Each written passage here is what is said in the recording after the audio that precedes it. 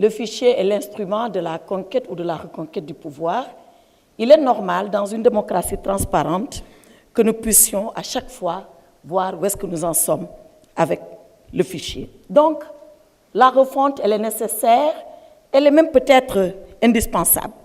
Mais c'est dans la mise en œuvre où nous avons des problèmes.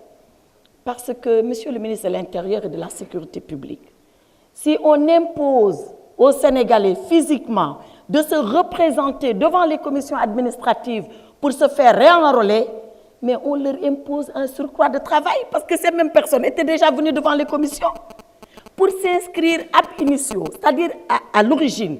Mais il faut déjà aller devant la commission administrative, sinon on n'est pas inscrit.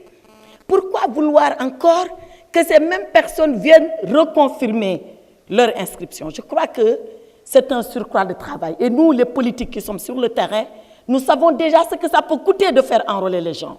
Et nous savons qu'il va en coûter davantage de les faire réenrôler. Alors, Monsieur le ministre, je vous demande, sur la mise en œuvre de cette refonte partielle, de revoir encore le modus operandi, de faire de telle sorte que, tout en arrivant à cette refonte, qu'on n'impose pas un surcroît de charges et de travail aux Sénégalais.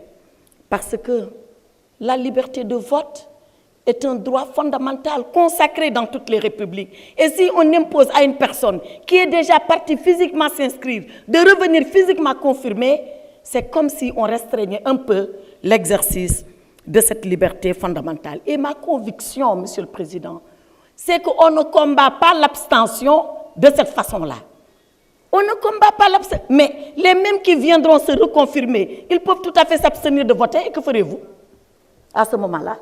On ne combat pas l'abstention ainsi. Je pense que l'abstention, c'est par une prise de conscience des électeurs, par le devoir, nous, que nous avons d'éveiller leur conscience et d'attirer leur attention sur l'impérieux devoir qu'ils ont d'aller voter. C'est ainsi qu'on combat l'abstention. Or, que nous dit-on dans l'exposé des motifs, c'est pour combattre l'abstention qu'on demande une reconfirmation par une présence physique.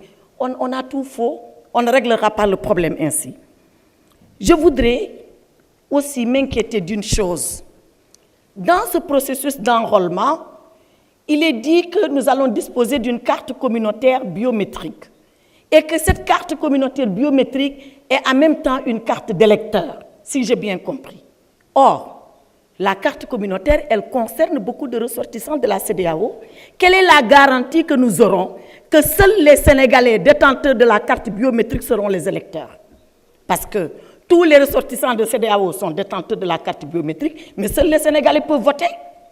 Alors, quel est le rideau de fer, la séparation que vous mettrez par vos services entre être ressortissant de la CEDEAO et être électeur au Sénégal? Je le dis, ce n'est pas pour rien. En 2006, nous avons fait une refonte du fichier électoral.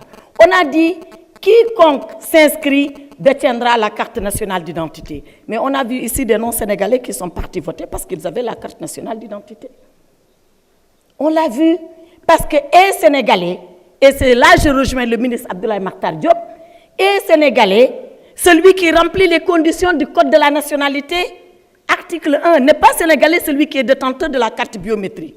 Et sénégalais, article 1 du code de la nationalité, tout individu qui est né au Sénégal d'un ascendant au premier degré qui lui-même y est né. Le code combine deux conditions, le jus soli et le jus sanguini. Le jus soli, c'est être né sur le territoire, c'est le droit du sol. Le jus sanguini, c'est être né de parents sénégalais, c'est le droit du sang. Il y a du pays qui n'applique qu'une seule des versions, les États-Unis, le Canada. Vous êtes né, vous êtes national. Il y a d'autres pays qui n'appliquent que le droit du sang, et il y a des pays qui combinent les deux, c'est le Sénégal. Donc, distinguons entre être sénégalais et être électeur et ressortir de la CEDEAO et disposer de sa carte communautaire. Je crois que si les garde-fous sont pris, on peut être efficace, mais je veux qu'il y ait de véritables garde-fous à ça. La nationalité, comme on l'a dit, manipuler ces concepts-là avec beaucoup de prudence. Être sénégalais ressort du code de la nationalité, pouvoir être président de la République est défini par la Constitution. C'est deux choses différentes.